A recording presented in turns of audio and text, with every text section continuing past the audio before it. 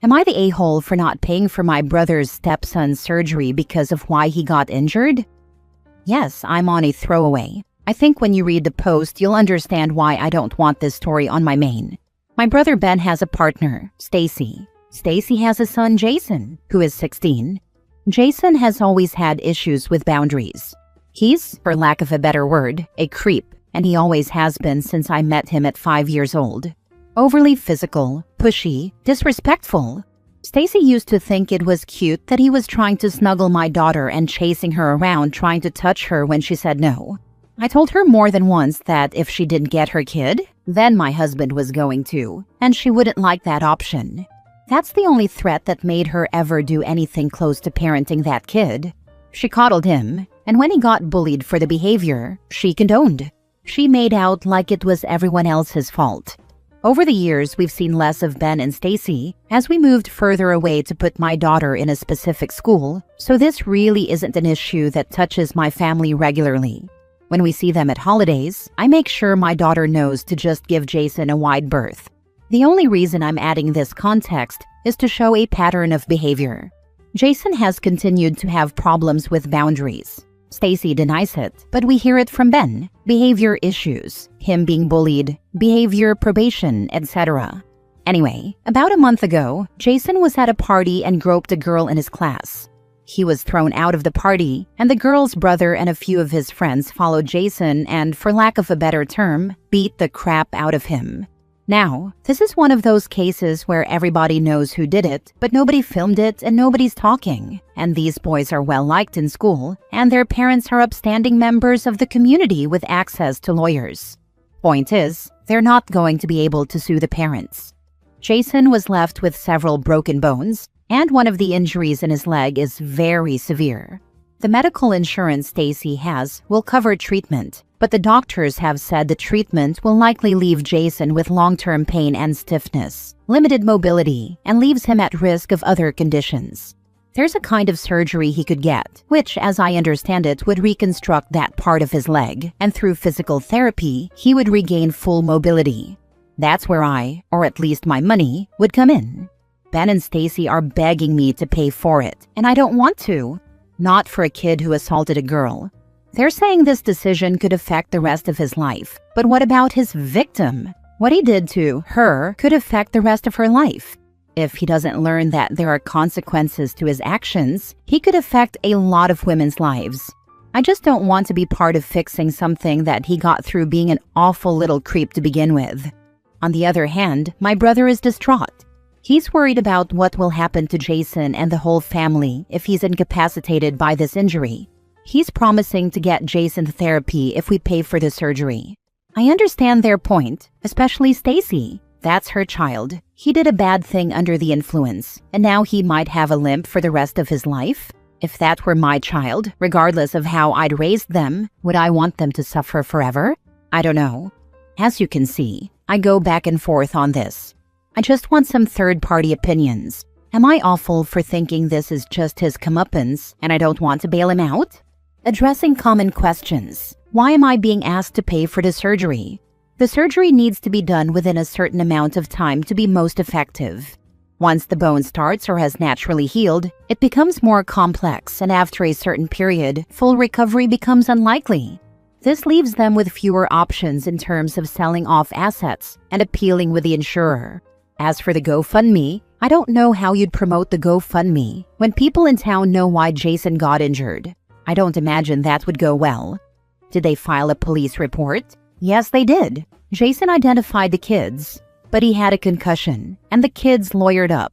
I don't think I need to explain why a small police force isn't that interested in trying to prosecute vigilante justice carried out by well-liked kids, with parents who are upstanding members of the community with ample money for legal counsel.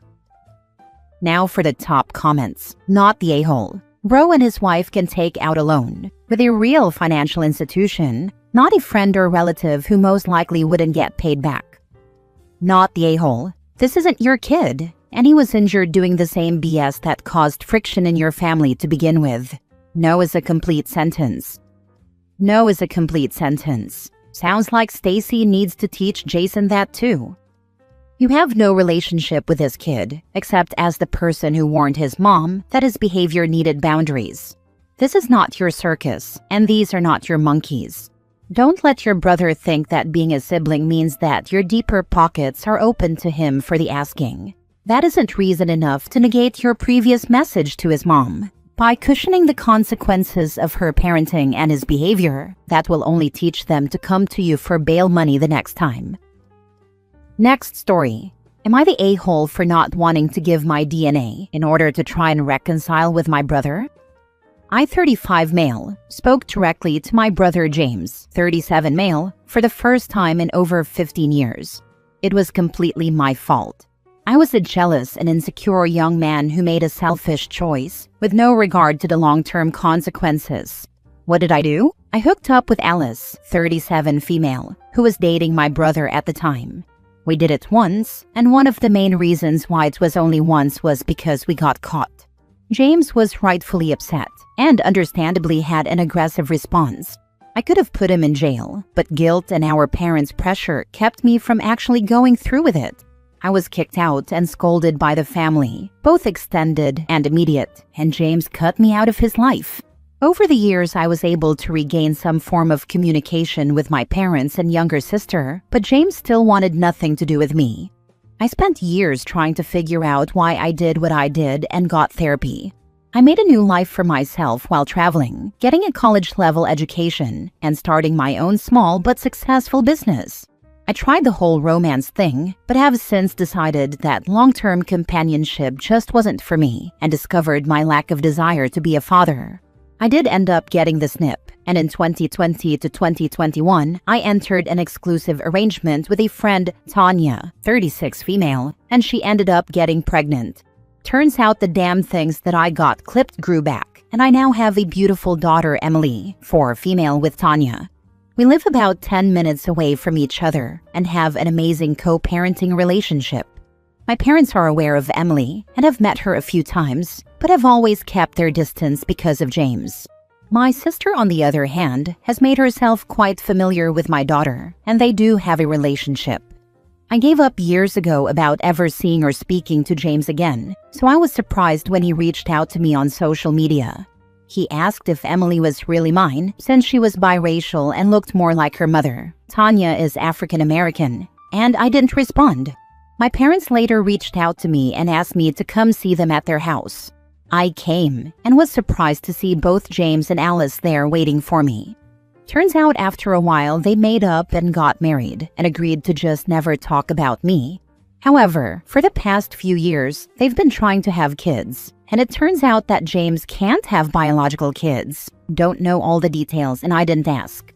Alice and James have fought over this for a while, as Alice wants a bio child of her own, but James refuses to claim and raise a kid that's not related to him.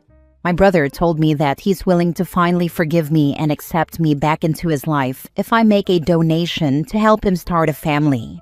My parents were completely on board with this idea and really want me to do this, while I'm hesitant. It's true that I won't be responsible for any potential child that may come of this, but I just feel too weird about the situation, and honestly, I've learned some things about the kind of adults James and Alice grew to be, and I don't think they'd make good parents. Am I the a-hole? Not the a-hole, and fastest way to get them off your back is to say you got your vasectomy redone. With this level of entitled, you owe me mentality happening, I wouldn't be surprised if the update is that the whole family turns their back on OP unless he gets a reversal for family harmony, forgiveness, closure, etc. Meanwhile, OP, you should tell them that's totally fine, because you have a child who is alive and walking around out in the world whom your parents ignore. Tell them that your child was never acknowledged or treated like a cherished grandchild, so as a parent, you cannot in good conscience help bring a grandchild with your DNA into the mix unless the child bearing your DNA already is treated like as they always should have been. Tell them to kiss butt and kick rocks, and then go back to your child and live your life. What you did to your brother was wrong and must have been horrible for him. But if he could forgive Alice while you remained in exile and your parents unjustly punished your daughter, you owe him nothing at this point. Edit. I've been viewing the comments and I just wanted to clarify some things. 1. I don't fault my parents for kicking me out, as I did do a pretty crappy thing and just stayed with a friend. 2. My sister was still dependent on our parents at the time I hooked up with Alice, so I don't fault her for keeping her distance. 3. Yes, my sister knew about James and Alice. However, she didn't tell me because I made it clear outside of James dying. I didn't want to hear anything from him. Communication on my end was never closed, and if my brother wanted me to know what was going on in his life, he'd let me know. 4. When you hurt someone, you can't decide when they should get over it or how they cope. I agree that James's willingness to forgive Alice but not me is a bit strange, but it's not my place to demand he forgive me too. 5. It took a while to realize it, but there was a bit of a golden child syndrome situation with my parents and my brother. He was the first son and excelled academically, while I struggled, and my parents were ashamed that I needed help and got in more trouble than James did. I internalized my insecurities, and me being with Alice was a way I lashed out. Not an excuse, just an explanation. 6. My brother was the wronged party, not me, so it made sense for our parents to prioritize him. I also think he resents that I'm able to pass along the family name while he can't, and is making my parents choose. 7. They have seen and interacted with my daughter. They've even gotten her gifts, but I think they don't do more because they don't want to hurt James. Edit 2. Yes, I did apologize to my brother in the form of a letter 3 years after the fact, at the suggestion of my therapist. I gave it to my mom and asked her to pass it along to my brother. I don't know if he ever read it. Also, I was no contact with both my parents for that first year after I was kicked out, and then went low contact with my mom and very low contact with my dad. I'm in regular contact with my sister. James gave me a broken nose. He just did it outside, and the neighbors called the police. By the time they arrived, our dad had already separated us, and I got some ice while James went to cool off at a friend's house. Last story. Am I the a-hole for refusing to spend Christmas at home if my sister is released from her eating disorder clinic for the holidays? My sister, 18 female, has been in an inpatient eating disorder clinic since September. This is her 3rd or 4th time doing a clinic like this. It's been 7 years of her eating disorder, and it's been hell for her, yes, but it has also been hell for the rest of us. Ever since my sister started getting sick, she has turned into a monster toward me, 16 female. We were never BFFs or anything, but I never thought she hated me like she has claimed to, since the eating disorder stuff started. For years, she has called me repulsive and humongous. She told me she would rather die than look like me or be my size. I'm not even overweight. My body is just shaped differently than hers. She's naturally slender and doesn't have bigger curves, but I do. I developed differently. To her, that makes me even fatter than her, and she already thinks she's fat when she was never even a pound overweight. She was always super skinny.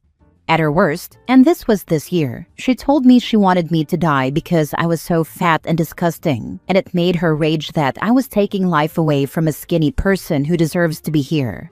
She actually had to be taken away from me because she was mad when she said it, and she acted like she wanted to make sure I didn't keep taking a life away from someone skinnier.